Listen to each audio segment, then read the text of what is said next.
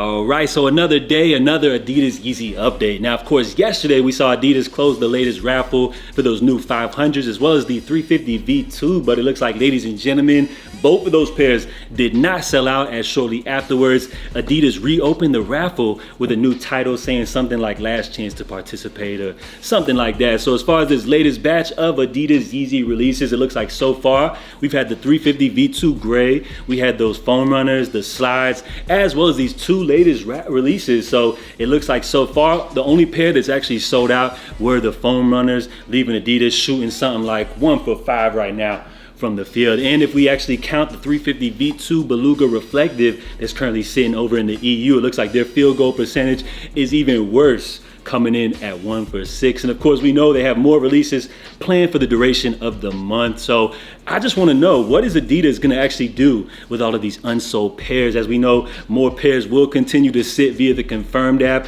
Will Adidas eventually put some of these Yeezys on sale? You know, will they actually attempt to try to burn off all of the pairs in an attempt to write off the remaining inventory? We'll have to wait and see how things go. But I feel like worst case scenario, maybe potentially we'll possibly see some of these pairs going for under retail on the secondary market. Now, as far as today's releases, it looks like they have added the Foam Runner MX Granite as well as the Yeezy Slide Salt. Now, just a warning to you guys, many of these pairs did actually hit the market in advance. I believe both of these pairs were originally scheduled to drop sometime at the end of last year. So we saw many pairs backdoored. We also saw Adidas do some type of like secret sale going down over in China. So a lot of these pairs did hit the market early. I actually picked up both of these pairs early, and unfortunately it looks like just a little warning I want to present to you guys. I'm not sure if this affects this release on a massive scale, but the pair of foam runners that I checked out, the shape was just slightly off. So I'm referring to like the front curve on this MX Granite pair. The one I checked out specifically, it did have more of like a flat shape. So it's nothing to get too crazy about, but for people that have like grabbed foam runners throughout the years, I feel like it's something that you will visibly notice. Now, the reason for something like this to occur is because Adidas is sourcing different factories to produce many of these Yeezy releases, which is why you can see like through various different colorways, sometimes they fit different. And in a rare occasion, you will sometimes even notice that like the same exact colorway of a particular release can even fit different. And that's just because Adidas, once again, is sourcing various different factories to produce all of these pairs. And again, the foam runners are coming in at $90 retail, and then the slides are coming in at $70, which kind of almost feels overpriced nowadays, almost, with Ye dropping the Yeezy Pods at just $20. I could imagine that Adidas could find some type of way to like sell off these slides at like just $10 or something like that and still massively profit off of these releases. And of course, speaking of Ye himself, it looks like last night he actually went to social media, you know, to remind people that it's still F Adidas, reminding fans that he's asking you guys to actually boycott these releases. Now, I feel like when Ye was originally trying to put out this message, a lot of people got wrapped up in the whole 350s are corny, the whole which colorways are approved or not approved, and they're actually missing the whole point that Adidas is not paying Ye for this latest batch of Adidas Yeezy releases. They are continuing to sell Yeezys, profiting off of the Yeezy name, but do not want to actually pay the creator. So I'm not telling you guys what to do. I'm just presenting the information and leaving it up to you to make your own decision. And this is all coming off Ye going #1 with the new single Carnival in its 5th week on the charts, which is an absolutely incredible feat, especially coming from an independent release such as Vultures. All right, and in other sneaker news, it looks like we have a first look finally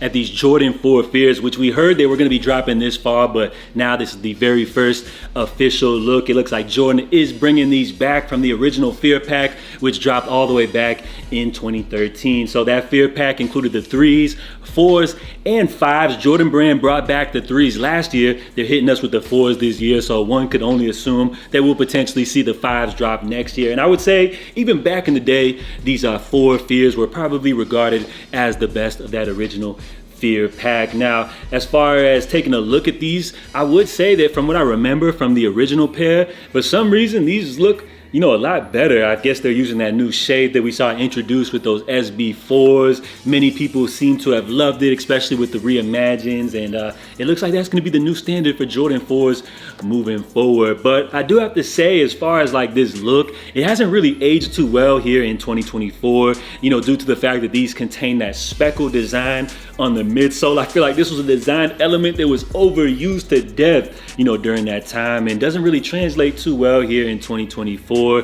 I feel like Jordan Brand bringing these back. These do have a little nostalgia, for people that were buying Jordans around that era, but because they're not an OG, I feel like they won't really reach that like massive demographic that we see a lot of these OG Jordan releases hit. So I think the kids, the new sneakerheads that just hopped in during COVID, aren't really feeling these like that. So I feel like this is going to be, once again, although it is a cool, good release like that, I feel like this is going to be another Jordan retro release that we see come and go, and many people won't really talk about it, months afterwards, and probably won't be in that conversation for sneaker of the year. And if you are still here rocking with me, salute. Before we bounce, I did want to talk about an upcoming New Balance release, which we should see dropping coming up later this month. So I'm talking about the New Balance 991 V2 Silver Blue. Joints are clean right now. You may notice that this particular sneaker actually reminds you of something, and if you think like me, you're thinking 700 V1 inertia, all the way down to the color scheme. Now, we know Adidas